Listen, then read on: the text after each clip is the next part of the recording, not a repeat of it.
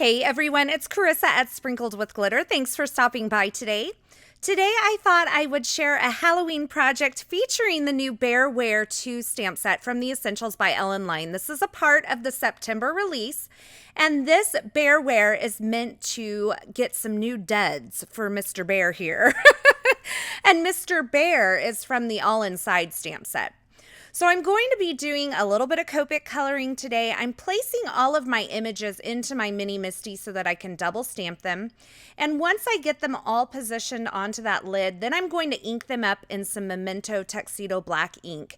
And I'm going to actually stamp these twice onto my Neenah Solar White cardstock here with the Memento ink. Now you can see the little bag and the jack-o'-lantern off to the side there, and I'm going to do something a little bit different with those. I'm going to actually alter the images. So I am just going to selectively ink these stamps, and I'm just inking up the handle from the bag image, and I'm stamping that onto my Solar White cardstock. And then I'm just going to ink up the lower portion of the jack-o'-lantern and stamp that onto the handle, and that's going to create one of those little jack-o'-lantern candy holders. I know you all know what I'm talking about. I don't know exactly, is there a name for them? I don't know. So let's get some Copic coloring going. I've zoomed it in a little bit here and I've sped this up obviously quite a bit. For my bear, I am using some warm gray markers. I'm using the W0, W2, and W4 markers. And I started with my darkest marker around the edges.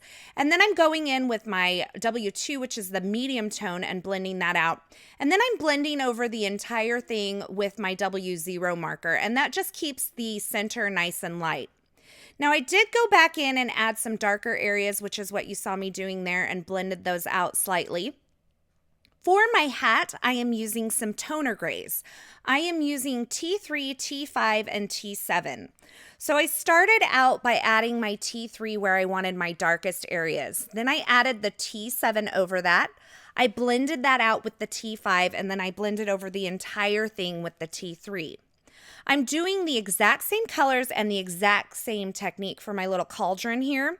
So I've started out with my lightest marker and laid in my darkest areas with that marker. That kind of saturates the paper and helps me to be able to move those darker colors a little bit easier when I come in with the medium and light tones. You can add a wash of the lightest marker over the entire image to begin with, and that saturates the paper. But I like to keep my light areas really light. So I like to only go over those once or twice with my lightest marker. And so I kind of leave those areas for the end, and I don't wash over the entire area. I hope that makes sense. Now for my pumpkin, I use some YR14, YR16, and YR27. For my broom, I used some E35 and some YR21. And you can see I colored the little cat there. He didn't make it. He didn't make the cut onto the card project. He made it onto another card project, and I'll give you a little peek at that. But for now, I'm just going to stick this Neenah Solar White back into my Mini Misty, and I'm going to restamp all the images with some VersaFine Onyx Black Pigment ink. And that just gives them a really nice dark black outline. I've taken the coordinating dies and I've lined those up around the images. I've held them in place with a little delicate surface painter's tape, and you can see I cut my bear out of some scrap paper there. This bear die is not an outline die. You can't see through it. Do you see how it's solid? So I'm using that negative space to help me line up my die around that bear. So I just lined up the negative space around it. And then I positioned my die in that. It kind of locks into place with the edge of that paper. And then I ran it through my die cut machine. Now for my little jack-o'-lantern candy holder, I did have to do some fussy cutting. And once I went around the image with my scissors, I did cut out the center portion in that handle so that I could slide this onto the bear's hand. Those hands, as you saw in the die cut, they flip out so he can hold things, which I think is adorable.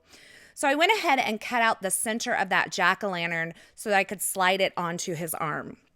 So now that I have all of my images die cut and ready to go, I'm going to start dressing my bear. I added his hat with a little foam adhesive.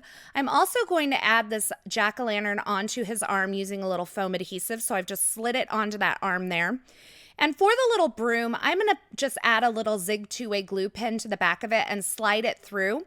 That's going to keep it from moving around and covering up his face, because you see how it wants to cover up his face? That little bit of zig two-way glue is going to keep it in place and keep it from moving onto his face. So for my card base today, I'm using a light gray card base, and I'm using this little starry backdrop stamp. This is from the Wonky backdrop stamps from the Essentials by Ellen line, and I am going to ink that up in some Altenew Silverstone ink and stamp that onto this light gray cardstock, and that's going to give like a little landing place for my bear and all of his elements that are gonna kind of surround him here.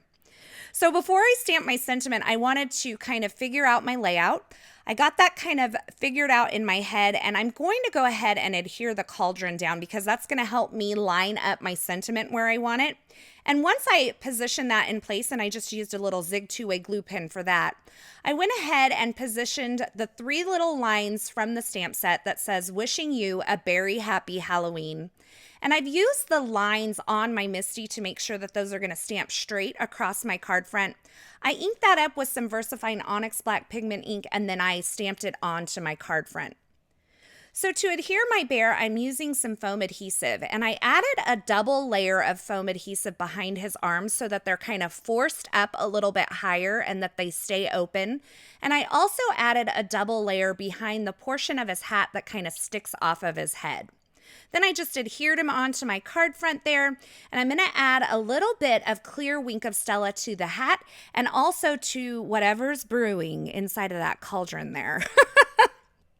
So overall, I wanted to keep this card very clean and simple, and I wanted a few little finishing touches. So I'm just adding a little bit of black and white baker's twine across the top. I've just tied that into a bow, and I'm just readjusting it.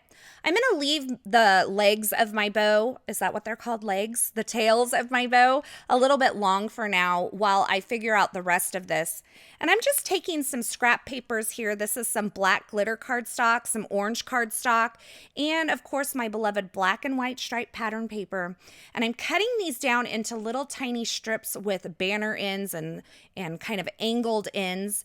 And I am going to arrange them and adhere them all together using my tiny attacher, and then just snip them off to where they're straight across the top. And this little grouping is just going to add a little bit of a decorative element up in that upper right hand corner where I felt like it needed just a little something more. So you can see, here's a look at some of the cards that I created using the new products from the Essentials by Ellen release. These are all the Halloween ones that I created using that release, and you can see my little cat made it onto that tag project there at the end. But that completes my card project for today. A really clean and simple, yet I think fun Halloween card. This is a little something that's, I feel like, a little different for me, and I was really pleased with the way that this turned out.